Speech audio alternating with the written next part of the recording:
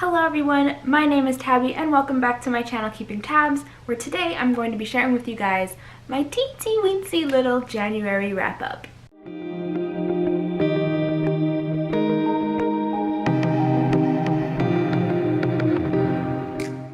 So in the month of January I only finished 2 books. One of them was an audiobook and the other one was a book that I started previously, so I didn't even read that whole book in January, but whatever, that's what I got to show you, okay? First, I have Eclipse by Stephanie Meyer, which is the 3rd book in the, I almost said the Breaking Dawn series, but it's the Twilight Saga. I'm sure you guys already know. I'm gonna say spoilers, but like, it's Twilight. If you haven't read the book, you've probably seen the movie, and if you haven't read or seen either of them, then you probably don't care about spoilers at all, so yeah. And also, like, what really is there to spoil about this book, seriously? So I tried reading I read the first chapter physically, and it was just really hard. I don't know why, I just couldn't get into it, so I decided to switch to audiobook so that it can go by a lot faster, and boy oh boy did that work. I flew through this book via audiobook, and I actually ended up really enjoying it. There were times where Jacob, who I really like, was just very icky to me, especially when he kisses her. In the movie, I think I like that whole scenario better in the movie because he kisses her and she punches him, and then they go back home and Edward's like furious, about to rip his head off, and the dad is like, and I just liked how it was done over there better.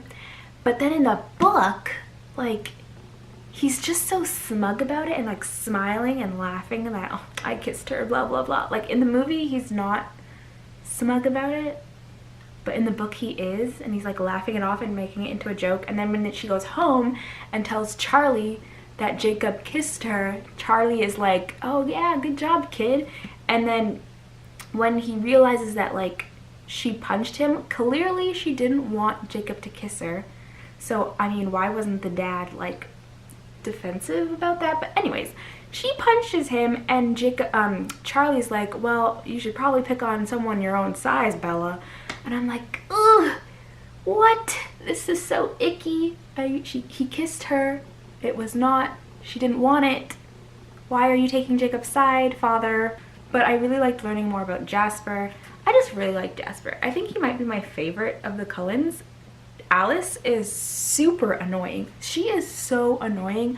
I actually hate her. She needs to shut up, just stop, just relax. Like, we don't want you to do this. Even though she knows in the future that, oh, don't worry, you're gonna like this. Oh, you're gonna thank me, Bella. Oh, let me do this and this and this. And I'm, oh, just shut up, just stop it. Just go away. I really don't like Alice. She is so annoying. I mean, she's nice and cute, but she's just too sweet and she's too excited. I just don't like her. I just don't like Alice at all. A character that I did like though was Angela, and I liked her friendship with Bella, and I really wish that was in the movies because she doesn't really have friends. But in the books it shows a lot of like interaction between Bella's human friends and the Cullens, and like they're actually really cool with each other, and Angela's a great friend, and Angela and Bella get together in Angela's house to work on their college applications, and I really appreciate Angela. She's cool, and she's just like side noted in the movie, and Jessica gets most of the friendship spotlight, even though Jessica in the books is like, girl, really? I just don't like Jessica either.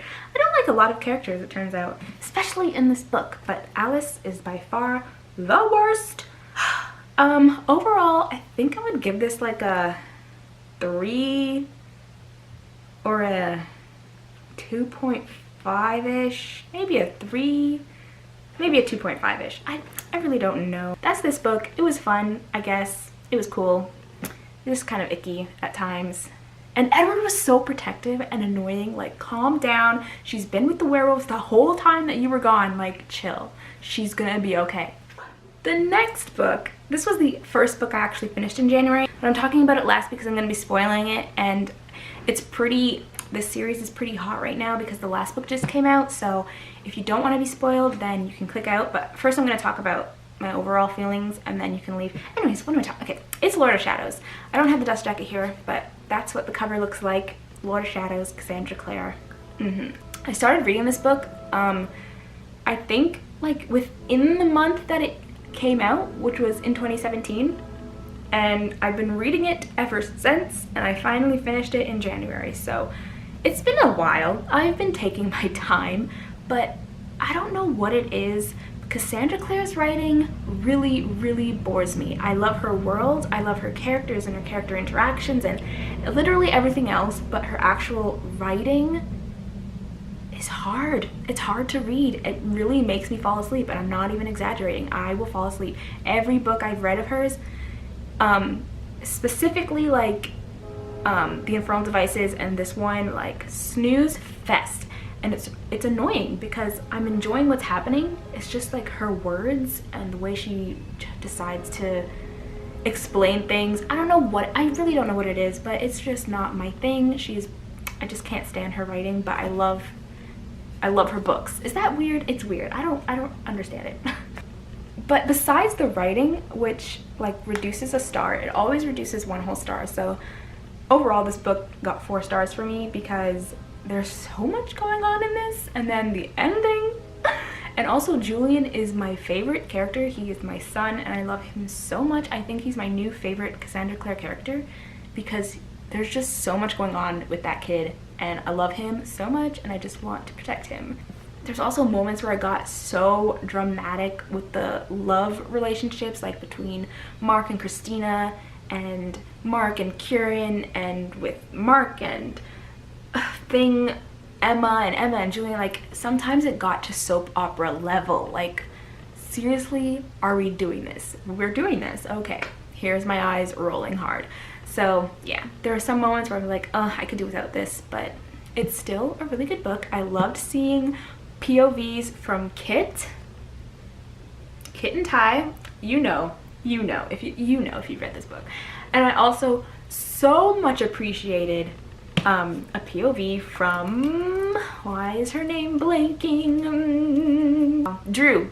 I love seeing her POV too because she's really cute, and I just really didn't like in the first book how she just got sidetracked a lot, especially even like Kit and Ty and Livy got shoved to the side, I guess because they were younger, but really they were the same age as Jason Clary pretty much in City of Bones, so they should have been out doing stuff. But in this book they're out doing stuff and I love it, and Drew is taking a stand and I love it. That's all I have for my wrap up. If you don't want to be spoiled, there you go. Thanks for watching. Bye. Okay, let's talk about spoilers. So I already knew that Livy was gonna die because I spoiled myself. I saw a fan art of Livy as an angel like hovering over Julian and I was like, wait, what? So I spoiled myself for that. So I already knew that. But even before seeing it, I was reading facts about, like information about the last book, Queen of Air and Darkness, and it said that it's going to center around Ty, Kit, and Drew. And that's when I thought, okay, wait. Ty and Livy are connected at the hip pretty much, so why would Livy not be in this description? Maybe because she's gonna die. So I kind of already knew it, but then that fan art really confirmed that whole scenario, that whole thing with the Inquisitor, with Alec's dad dying, stupid Annabelle, like everything. Imagine Magnus's guilt. Obviously it's not his fault, but like if he hadn't been there, none of that would have happened. So he's gonna wake up and Alec's dad is gonna, I always want to say Alec is his husband. Like they didn't get married though, did they? Did they? Am I missing something? Because I always say husbands. Maybe they're gonna get married and I'm just like psychic, but I always say that they're husbands, but they didn't get married, did they? I don't know. No, they didn't. Did they? Ugh, somebody tell me. Anyways, he's gonna wake up and see, I was gonna say his father-in-law because I really feel like they're married, but they're not. Are they? I don't know. But Alec's dad is gonna be dead when he wakes up, and Livy's gonna be dead, and so much is gonna, Annabelle's gonna be missing, and she has the book, and I just feel really bad for Magnus when he freaking wakes up, okay? Because, woo, drama, llama. You know Bridget, who's at the London Institute, Is that not the same Bridget from the Infernal Devices? Can somebody please clarify what the heck that's all about? Because she's a human. She was a human in the Infernal Devices. Why is she still here? Why is she alive? Is that not her? Because it seems like her. Something that I really appreciated in this book was how Cassandra Clare tackled or dealt with Diana and her whole storyline and her situation. Because in this beginning, I think it was the beginning of this book, Julian goes to Diana and asks her to help, like, please run this institute, I can't do it. He's so freaking stressed out, and I love Julian so much, and Diana says no. I hated her. I hated her so much, because how can you let this kid deal with all of this stuff? He's a child. He doesn't deserve this. Why are you doing this? But then her whole thing is explained, and I love her. I love this. I'm so happy about this. She is trans, and it's amazing. That whole... Okay, also Gwyn, is that his name? Gwyn, the guy from The Hunt. I love him, and I want him and Diana to just be a thing, please and thank you. If they're not a thing, we're gonna have a problem, but I think they're gonna be a thing, and I just loved his reaction to her story, and the Fae are just all so open-minded and great, except for the evil ones, but he was just, I really liked the way he received what she was telling him, and I felt so bad for Diana, and that whole storyline about her sister and how she had to pretend to be the sister, but then, like, oh my god, it was horrible. The whole time I was thinking, like, this is how you do it, okay? This is how you do it. And I was comparing it to the reveal from ACOWAR and how Sarah J. Maas dealt with that character's story and how random and out of nowhere that whole thing felt. But this one felt real because there was, like, a build-up kind of to it. Like, you knew there was something going on with Diana, you just didn't know what it was, and now we know what all of her motivations were and stuff. You know what I mean? I loved it so much. Okay, we also have a thing like Clary's gonna die. Huh? Clary's gonna die, and she says not in the future, like soon. I'm gonna die soon. So I'm hoping that's real, because I have been waiting for like 12 books now for somebody big from the Mortal Instruments to go down, and it better freaking be Clary. Like, don't just say this and get my hopes up. Don't just say, oh, I'm gonna die, and then magically save her in the end. Okay, please let her die. You said it. You've said it. Please deliver. Kill the girl. Kill her. Can we just talk about the greatness that is Kieran and Mark and Christina, because I love them. I hated Kieran in the first book. He really wins me over in this one, okay guys? I love him so much. Okay, there is a line where Emma walks up to Kieran and says, I love her, don't mess around with her. Kieran put his long, delicate hands in his pockets. Okay, first of all, ever since Resand, every time somebody puts their hands in their pockets, I'm swooning, okay? I am swooning, weak in the knees, foaming at the mouth. That's a little extra, but I mean, sometimes it's the truth, okay? Hands in the pockets, I am done. Anyways, Kieran puts his hands in his pockets. She is easy to love. Christina's easy to... I can't. And you know what really shattered me? Because I already knew that it was coming. So in the beginning, closer to the beginning, Julian and Livy are talking to each other. And she's telling him that she wants to make him proud. And she wants to be like him. And she wants to help the way he has helped. She freaking dies. The injustice of it all, I can't. And also, just like a little side note about Simon Lewis, because they're talking about Simon and they're using his name, Simon Lewis, but I'm just curious. I haven't finished reading all of Shadowhunter Academy, but I know that he becomes, oh, spoilers if you haven't read Shadowhunter Academy. I haven't even finished it, but I already know this stuff, but whatever. He becomes a Shadowhunter, which we already know for reading this, but anyways, he takes on the name Lovelace for his friend. And shouldn't that like be his name now? Like, shouldn't we be saying Simon Lovelace?